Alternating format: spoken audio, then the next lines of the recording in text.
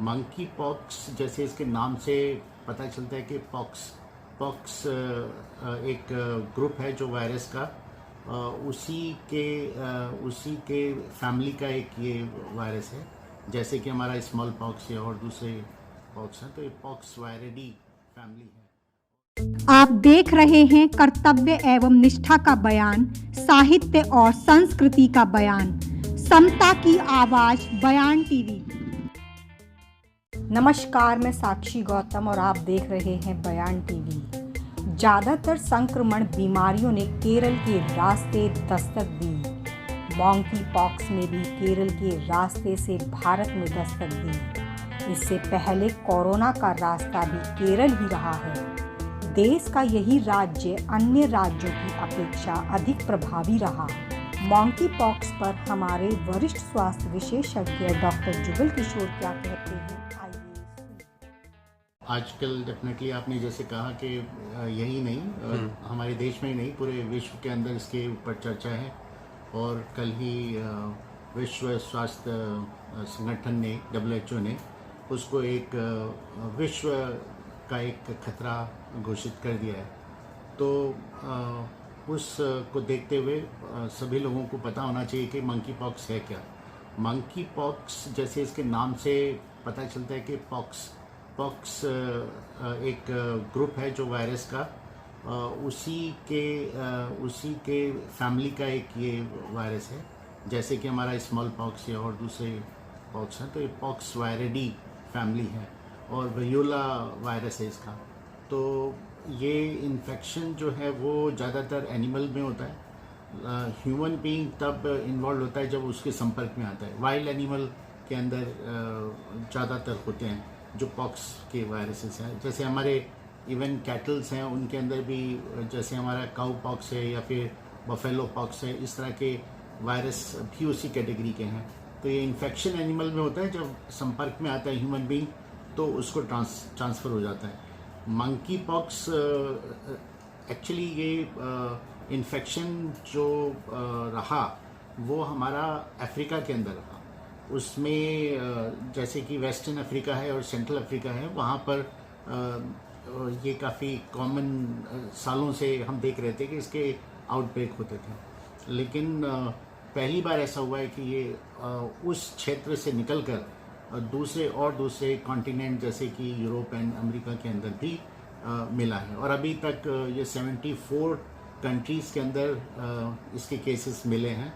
और जिनमें ये ज़्यादातर पाया जाता था वो 4-5 कंट्री हैं, लेकिन अब ये इतने तादाद में इसका इन केसेस का पूरे वर्ल्ड के अंदर मिलना WHO के लिए खतरा था, और इसलिए उन्होंने पूरे विश्व को इससे सतर्क होने के लिए कहा है और इससे निपटने के लिए एक स्ट्रैटेजी बनाने के लिए कहा है। या ये पॉक्स जैसे स्मॉल पॉक्स जो पुराने लोग हैं वो जानते हैं कि पूरे शरीर में हमारे एक रैश होता था और उसमें पस बन जाती थी, और फिर उसको जब सूख जाता था तो हमारे दाग पड़ जाते थे। अगर वो ऐसी क्षेत्र में हो जैसे कि आँख है तो अंधा हो जाता था। तो उस तरह से पॉक्स के वायरस हमेशा हमारी स्किन के ऊपर इन्फेक्शन करते हैं। लेकिन जो चिकन पॉक्स है और मंकी पॉक्स में फ़र्क इतना है कि चिकन पॉक्स एक दूसरे वायरस कैटेगरी का है, वेरियोसेला एक वायरस है। तो इसका जो वायरस की कैटेगरी है वही डिफरेंट है, और जो इसके अंदर प्रेजेंटेशन है वो ज़्यादातर सेम ही है। शरीर पे हमारे रैश होते हैं और वो उठे होते हैं, बिल्कुल जैसे पानी भरा होता है उस तरह के दाने दाने शरीर पर हो जाते हैं। लेकिन दोनों में फ़र्क ये है कि जो हमारा हथेली है और तलवा है, इस पर ज़्यादातर चिकन पॉक्स में रैश नहीं होते, लेकिन जो हमारे मंकी पॉक्स है इसके अंदर होते हैं। तो ये बहुत बड़ा करैक्टरिस्टिक है। और यूजली हम देखते हैं कि सिर्फ मंकी पॉक्स ही है जिसमें हमारी हथेलियों के ऊपर होता है।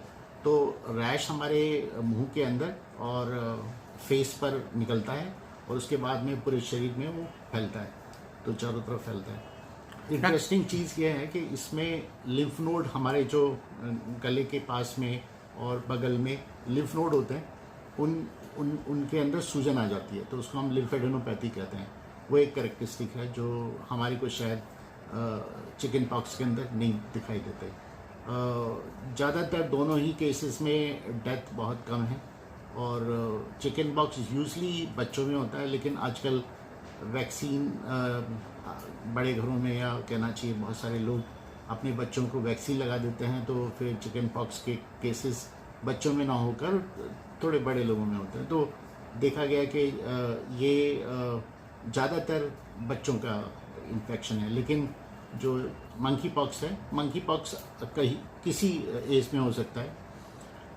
इंटरेस्टिंग चीज़ ये है कि इसमें जो इम्यूनिटी डेवलप होती है वो क्रॉस इम्यूनिटी क्रिएट करती है। जैसे आपको काउ पॉक्स के संपर्क में आए हों, या फिर आप बफेलो पॉक्स के संपर्क में आए हों, या फिर आपको स्मॉल पॉक्स का वैक्सीन लगा हो, तो ये देखा गया कि उनके अंदर जो इन्फेक्शन मंकी पॉक्स का है वो आपको इतना सीवियर नहीं होता या नहीं होता, तो मतलब कि उससे प्रोटेक्शन मिलता है।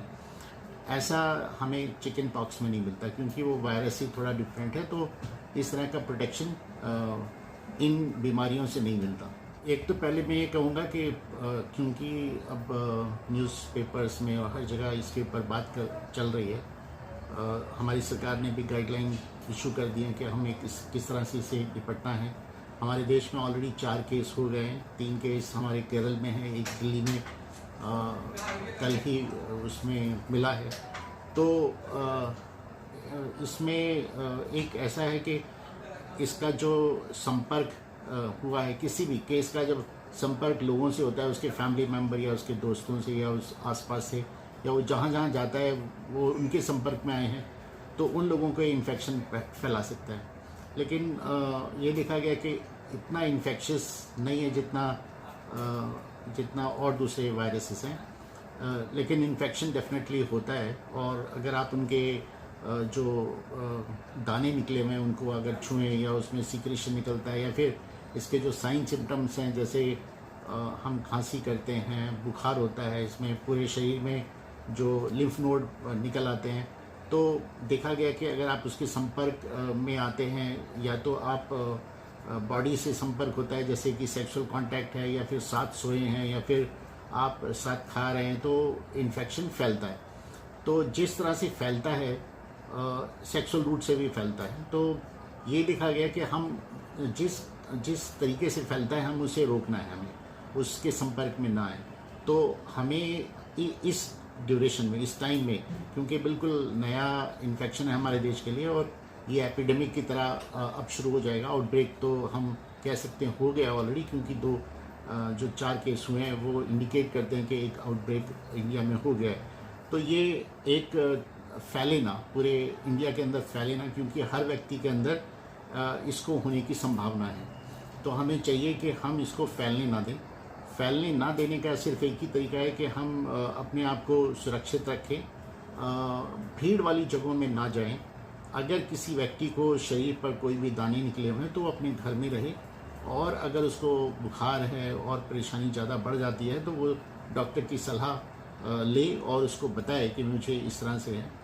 अगर उसका किसी ऐसे ही व्यक्ति के संपर्क में आने के बाद में दाने निकले हैं तो डेफिनेटली वो चिकन पॉक्स आज के वक्त में हो सकता है। तो इसका नोटिफिकेशन बहुत ज़रूरी है, ये बताना, सरकार को बताना ज़रूरी है। तो वो डॉक्टर को बताए, डॉक्टर अपने डिस्ट्रिक्ट हॉस्पिटल या डिस्ट्रिक्ट के एडमिनिस्ट्रेशन को बताएगा, तो वो कम से कम ये कर सकते हैं कि आपके संपर्क में जितने लोग आए हैं उनका वो टेस्ट कर सके, क्योंकि इसका टेस्ट अवेलेबल है। हम उसके स्वैब ले सकते हैं, जो हमारे दाने निकले हैं उससे हम स्वैब लेकर और पुणे की जो हमारी लैब है गवर्नमेंट की, वहाँ भेजकर टेस्ट करा सकते हैं कि ये सच में ही मंकी पॉक्स है या कुछ और है।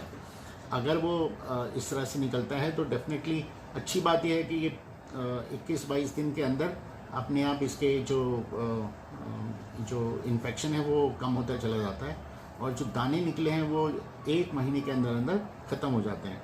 पर अगर इनका देखभाल अच्छे से ना की जाए दानों की, जैसे उनको रगड़ देना या फिर पानी निकालने की कोशिश करना, या फिर ठीक उसे साफ़ ना रखना, अपने आप को अच्छे से नहाना नहीं, तो पॉसिबिलिटी है कि सेकेंडरी इन्फेक्शन हो जाए, और अगर आँख में इन्फेक्शन हुआ है तो आँख हमारी ख़राब हो जाए या चली जाए।